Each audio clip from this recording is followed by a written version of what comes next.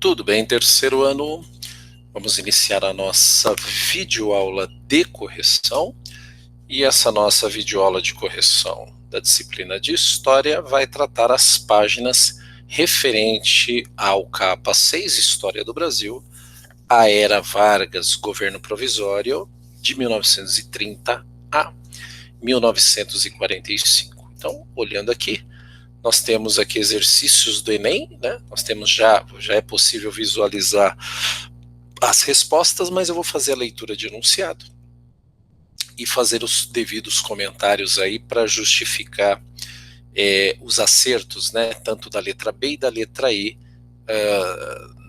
nos exercícios, né? Então ele fala assim no item 1: a Justiça Eleitoral foi criada em 1932 como parte de uma ampla reforma no processo eleitoral, incentivada pela Revolução de 1930.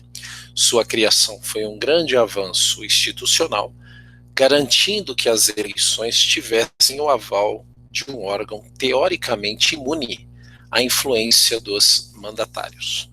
Em relação ao regime democrático no país, a instituição analisada teve o seguinte papel: combateu as fraudes sistemáticas nas apurações.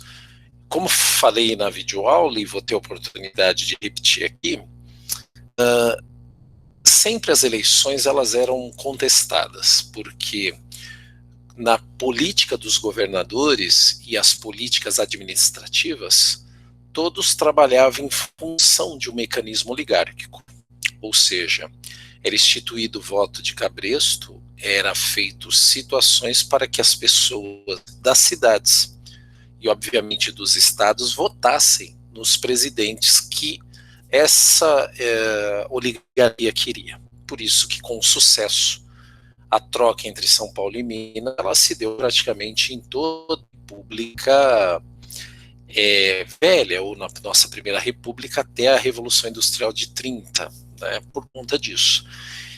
Então, a justiça eleitoral, do ponto de vista teórico, né, e ela objetivava, então, isso, combater essas fraudes, né, combater toda e qualquer suspeita que o sistema eleitoral poderia ser colocado em relação a resultados, né. Hoje nós temos aí, até de uma certa forma legitimada, e o povo acredita, né, na urna eletrônica, porque ela, por vias digitais, ela garante aí o resultado até então, né? Eu estou só falando isso porque nós estamos em época eleitoral, então, até então, né, a gente não teve nada que se provasse aí que a urna poderia beneficiar um ou outro candidato. Então, foi por isso nesse sentido, né?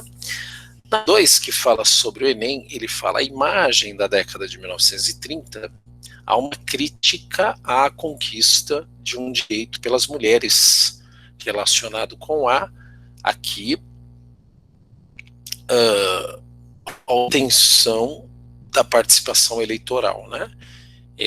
Já havia uma luta aí nesse sentido, né, para a maior participação delas, e outorgada, né, ou seja, via decreto-lei, portanto, no início da década de 30, então elas ganham o direito ao voto, né?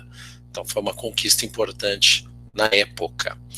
Em relação ao Estado Novo, nós temos aqui também duas questões de múltipla escolha.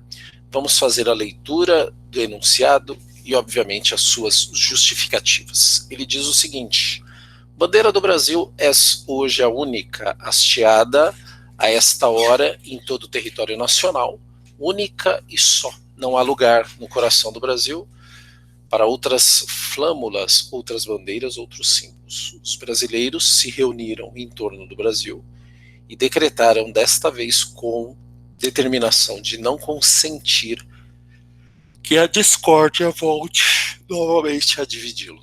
O discurso proferido em uma celebração em que as bandeiras estaduais eram queimadas diante da bandeira nacional revela o pacto nacional proposto pelo Estado Novo, que se associa à letra C, e eu vou justificar o porquê. Adoção de práticas políticas autoritárias, considerando a contenção dos interesses regionais dispersivos, né?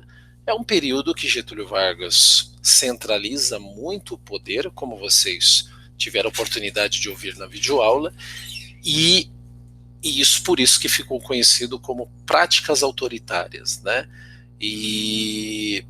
Ou seja, que os interesses federais que eles se firmassem e se consolidassem como os interesses da nação, em detrimento, diminuindo, obviamente, o poder dos estados, né? Então ele teve esse intuito, sim, durante este governo, ou durante esse período do seu governo.